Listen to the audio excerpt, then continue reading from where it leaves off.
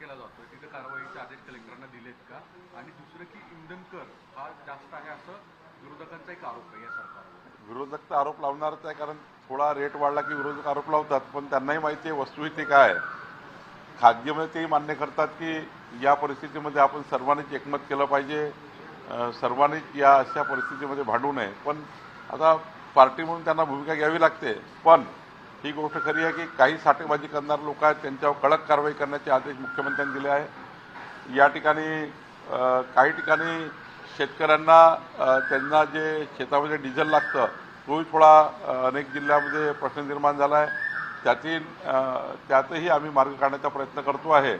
एकंदरीत परिस्थिती बघता सर्वांनाच थोड्या या ठिकाणी आता काटकसर घ्यावी लागणार आहे. मला असं वाटतं की मोदींच्या आव्हानाला जर देशातल्या सर्व नागरिकांनी सहकार्य केलं तर बऱ्यापैकी ही स्थिती कंट्रोलमध्ये राहील आणि सर्वांनाच आपलं जीवन व्यवस्थित पद्धतीने जगता येईल.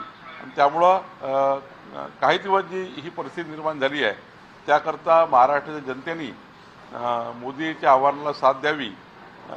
तर केलं तर मला असं वाटतं की ही परिस्थिती फार काही चालणार नाही, लवकर चांगली परिस्थिती होईल. काँग्रेस टीका मोदींवरती करते की महंगाई मॅन असं त्यांनी म्हटले. काँग्रेस